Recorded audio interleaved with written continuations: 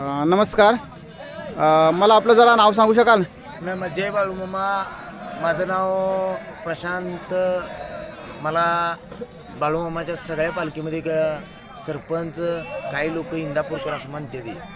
आज श्रीमंत योगी श्री संत सद्गुरू बाळूमामा देवालय आदमापूर, तालुका बुदरगड, जिल्हा कोल्हापूर या देवालयाचा बघा क्रमांक आज पांडुरंगाच्या नगरीमध्ये तिसंगी गावामध्ये हा सोहळा भरलेला आहे. या ठिकाणी पालखी 23 तारखेला या पालखीचं आगमन झालं आणि या 23 तारखेला वात घालण्याचा आणि विनापूजनाचा कार्यक्रम या गावानं आयोजित केला. रोज सकाळ, दुपार, संध्याकाळमध्ये नित्यनेमानं धनगरी ओव्या असतील, कीर्तन असेल, हरिजागर असेल, प्रवचन असेल, अनेक कार्यक्रम या गावाने आयोजित केलं.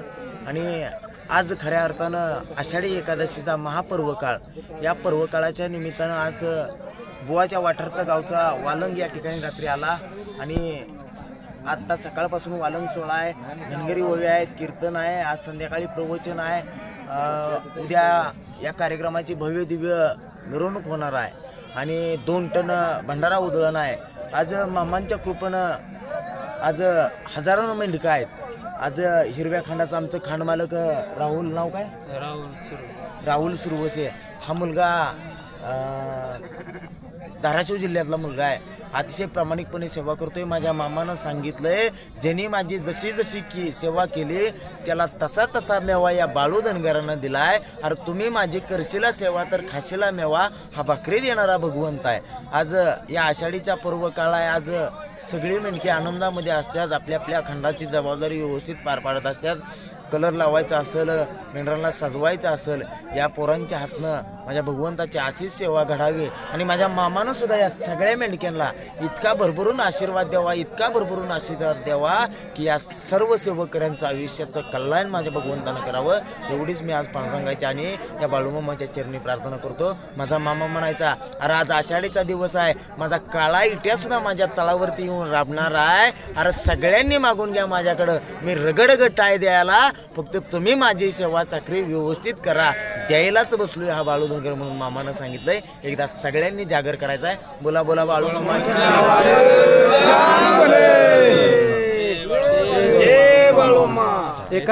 एखादा तुम्हाला आलेला अनुभव सांगायचं म्हणलं तर हा देव रोज नवीन नवीन चमत्कार काहीतरी करत असतोय.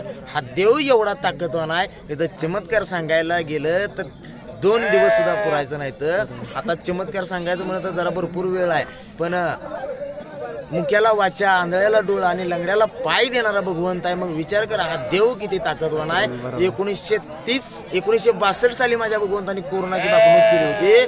पहिली भाकणूक 1962 साली माझ्या देवाने केली आणि त्याची प्रचिती 2020 साली आली कोरोनाची. मग जर 100 वर्ष अगोदर जर देव सांगत असेल पुढच्या 100 वर्षाचं भाकणूकमध्ये, तर देव किती ताकदवान असेल तुम्हीच विचार करा आणि तुम्हीच देवाचा अंदाज लावा. तुमच्या माझ्यासारख्यामध्ये ताकद नाही आहे देवाचा अंदाज लावायला. त्याच्यामुळं जय बाळूमामा. यदा कदाचित बोलता बोलता जर काय चूक झाली असेल तर सगळ्या युट्यूबरांना विनंती आहे, माफ करावं. माझ्या भगवंताचा आशीर्वाद तुमच्या सगळ्यांवरती, तुमच्या चॅनलवरती सुद्धा राहावा आणि तुमचं चॅनल सुद्धा असंच लाखांनी तुमचं सबस्क्राईब व्हावं ही एक मामाच्या चरणी प्रार्थना करतो. जय बाळूमामा. जय बाळूमामा. नमस्कार. मला जरा आपलं नाव सांगू शकाल? मी मोहन सीताराम सातपुते. आपण आलात कुठून? कडलास, तालुका सांगोला, जिल्हा सोलापूर. आपल्याला मामांच्या या सेवेमध्ये आपण किती वर्ष आहात ते मला जर सांगू शकाल? मी गेल्या वर्षी 2.5 महिने होतो. मुलगा माझा 8 महिने होता. माझ्या मुलाला डोक्यावरती परिणाम झाला. एक सगळं डॉक्टर, दवाखानं, देवऋषी केलं. जेव्हा मी इथं या बाळूमामाच्या तळावर पालखीवर आलो तेव्हा माझा मुलगा व्यवस्थित झाला. आता 10% फक्त राहिलाय. बरोबर. बडबडायचा, असा कुठं पळायचा. मी असं, मला रात्रंदिवस झोप नव्हती. बरोबर. बाळूमामा शेव जेव्हा आलो मी तेव्हा माझा मुलगा व्यवस्थित झाला. जय बाळूमामा. जय बाळूमामा. सगळे घ्या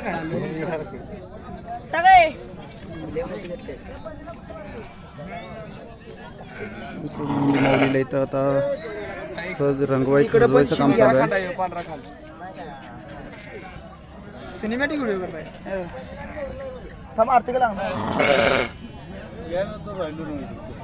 सजवलं जात आहे ते. तेवढे सगळे आपले त्याने सेवेकरी आहेत. आपण पाहू शकता हे सगळे सेवेकरी आहेत. हे बोला बोला बाळूमामाच्या नावाने बोला बोला बाळूमामाच्या नावाने बोला बोला शेळ्या मेंढ्याच्या नावाने बोला बोला शेळ्या मेंढ्याच्या नावाने बोला बोला राजा घोड्याच्या नावाने बोला बोला राजा घोड्याच्या नावाने बोला बोला भीमा कुत्र्याच्या नावाने बोला बोला भीमा कुत्र्याच्या नावाने जय बाळूमामा जय बाळूमामा.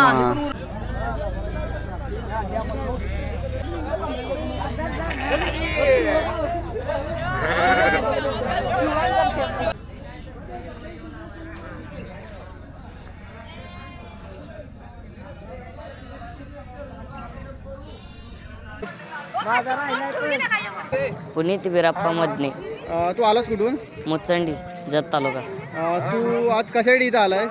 मेंढराची सेवा करण्यासाठी बाळूमाची बाळूमाच्या मेंढ्याची सेवा करायला आलायस. किती दिवस झाले तू आज इथे आलायस? 5 दिवस. आज 5 दिवस आहे. चांग भलं अजून एकदा बाळूमाच्या नावानं चांग.